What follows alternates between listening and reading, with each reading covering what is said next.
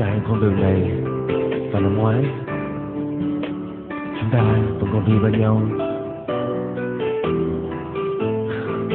Nhưng sao giờ đây chỉ còn lẻ loi một mình anh. Tất cả những ký ức về em anh vẫn luôn giữ mãi trong lòng mình. Và chỉ hôm sau một ngày chúng ta sẽ gặp lại nhau em nhé. Rồi ngày mai em đi, ngày mai chúng ta không gặp. Rồi ngày mai em đi, bình minh mỗi ngày lặng lẽ. Từ ngày mai nơi đây mỗi khi trăng lên cao có một người vẫn mong chờ một người, dẫu mai không còn bên nhau. Đừng buồn chi em ơi, ngày mai chúng ta xa rồi. Đừng buồn chi em ơi, cười lên không tin vẫn khóc.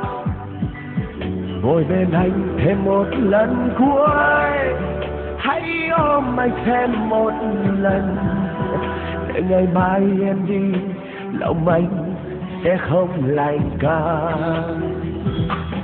Còn gần em lần cuối, anh phải không muốn buông lời. Có nước mắt rơi hay là sương thấm ướt vai anh. Ngày mai chúng ta buồn chung xa mãi xa hai phương trời. Nào biết mai sau có còn thấy nhau.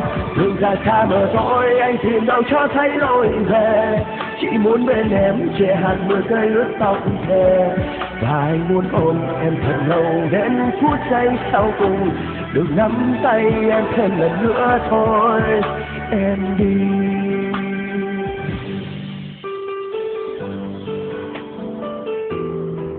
Bài hát bạn đang nghe hiện được phát bởi trang trí nội ngoại thất Hiệp Thành Trà Vinh, một trong 5 siêu thị nội ngoại thất lớn nhất Việt Nam. Chúc các bạn năm 2009 có tài nghệ vui vẻ.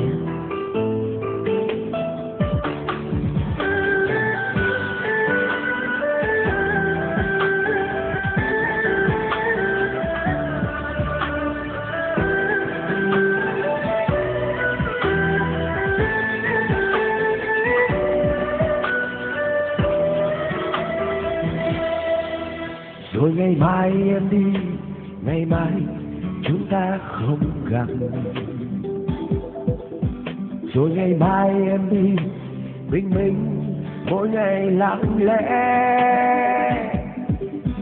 Từ ngày mai nơi đây mỗi khi trăng lên cao có một người vẫn mong chờ một người, dẫu mai không còn bên nhau. Đừng buồn chi em ơi, ngày mai chúng ta xa rồi. Đừng buồn chi em ơi, cười lên không tin bờ khóc. Ngồi bên anh thêm một lần cuối, hãy ôm anh thêm một lần. Để ngày mai em đi, lòng anh sẽ không lạnh cả.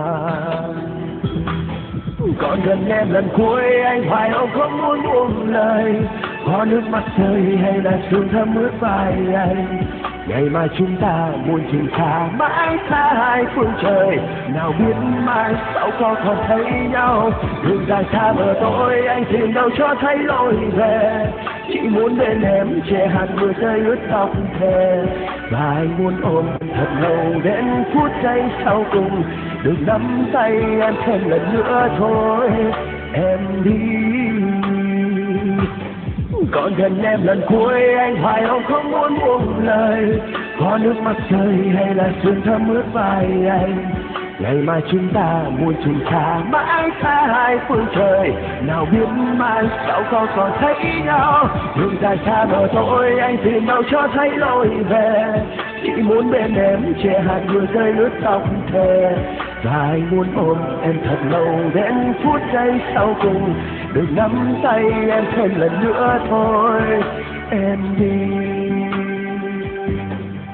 Và anh muốn ôm em thật lâu đến phút giây sau cùng.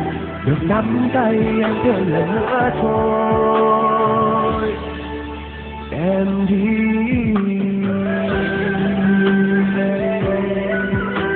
Em vẫn hy vọng một ngày nào đó chúng ta sẽ tình cờ gặp lại nhau ở một nơi nào đó.